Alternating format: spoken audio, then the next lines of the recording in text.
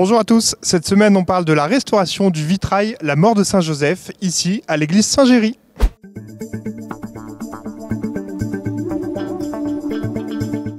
On est donc avec Luc Benoît Brouard, maître verrier au sein de l'atelier Brouard. Bonjour. Bonjour. Alors on est ici sur un chantier au cœur de l'église Saint-Géry, une rénovation d'un vitrail assez important qui a débuté il y a quelques mois je crois, à savoir.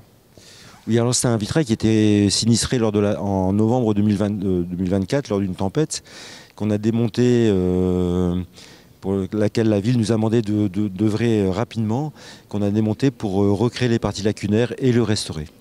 Alors c'est ça, il y avait eu une tempête et certaines parties manquantes, il y avait eu des trous dans les vitraux, il fallait refaire en partie ce vitrail. Oui, alors, il y a des parties qui étaient lacunaires parce qu'elles s'étaient envolées ou détruites. Et puis après, il y avait simplement l'usure du temps. Ce vitrail a presque un siècle, 1930, une belle œuvre, mais un vitrail posé dans des conditions un peu difficiles, puisque concave. Et je pense que c'était l'occasion aussi d'en restaurer une partie. Pour arriver à ce résultat, parce que là on touche au but à la fin du chantier, il y a pas mal d'heures de travail. Alors il y a du travail ici et du travail chez vous dans l'atelier. Oui, on a cette chance de pouvoir associer les mains les unes aux autres en essayant toujours de garder cette notion de cœur et de bel ouvrage au centre pour venir lever un voile du temps, restaurer ces vitraux avec des compagnons sur place qui viennent déposer ces verrières, tout ça dans des conditions difficiles parce tout ça est c'est relativement haut, vous avez dit 20 mètres, mais il faisait froid, il faisait très froid la semaine dernière, je vous assure, lorsqu'ils ont commencé à reposer. Puis après, se travailler en atelier plus doux, avec une analyse un peu longue, comment lever ce voile du temps, va-t-on y arriver en fait, voilà, simplement. Et puis après, on recrée, on redessine, on repeint, on repose, et puis voilà, le temps sera passé. Alors c'est un travail minutieux, il faut essayer de retrouver les mêmes couleurs, les mêmes teintes, essayer de se remettre un peu dans l'esprit de l'artiste, sauf que c'était fait il y a 100 ans en fait. Oui. Il faut retrouver la main, et au travers de la main, le regard, au travers du regard, l'âme et la consistance de l'époque. Osons, en fait, il fallait oser, et ils ont osé, et donc il fallait qu'on ose de la même façon, avec la même humilité et du respect du lieu cultuel, lieu de passage, lieu culturel de la ville. Et en plus un lieu qui vous touche un peu, vous aimez bien cette église.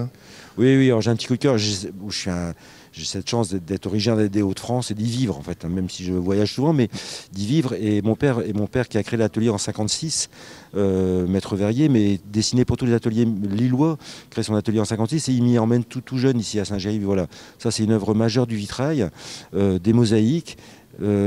Sur les collatéraux, une nef, une croisée de transept, des verrières à scène audacieuses, très graphiques, assez puissantes. Et il me dit, et en partant, il a dû me dire un jour tu pourras peut-être les restaurer. Voilà, je suis très heureux d'en avoir restauré une partie.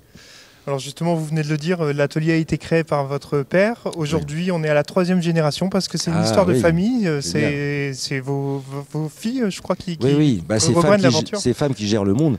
Mais bon, j'ai demain à l'atelier, donc deux de mes filles. Deux de mes 3 filles, l'une artiste, l'autre plus universitaire, leurs 2 regards croisés vont permettre de continuer ou de perdurer cette folle ascension vers la lumière que j'ai eue toute ma vie et que mon père avait eue en créant son atelier de façon presque ludique. C'était du beau pour le beau, simplement. Et vous, votre atelier, il s'exporte un peu partout dans le monde aujourd'hui. Vous intervenez, vous créez des vitraux, vous les restaurez, vous travaillez partout en fait.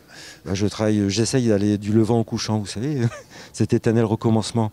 Oui, j'ai cette chance d'avoir une belle résidence d'artiste en Asie, au Japon, qui était un pays de rigueur et de respect, d'humilité.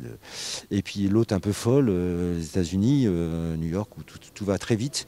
Même si peut-être demain New York sera une autre ville des États-Unis, mais voilà, et retrouver ce passage très subtil avec cette histoire, ces belles traditions françaises du vitrail. 5 millions de mètres carrés de vitraux dans le monde, 3 en France, 2 au nord de la Loire. Vous vous rendez compte? Donc voilà, c'est ma salle de jeu, mon terrain de jeu. Donc c'est ici que je comprends la lumière, c'est ici que j'aime venir, c'est ici que j'aime me lever et venir me poser. Après avoir bien œuvré humblement et en respect des lieux et des êtres et des acteurs des lieux. Bah, c'est magnifique, c'est une super conclusion. Merci beaucoup en tout cas. À vous. Merci. Voilà, c'est tout pour cette semaine. On se retrouve la semaine prochaine pour un nouveau numéro.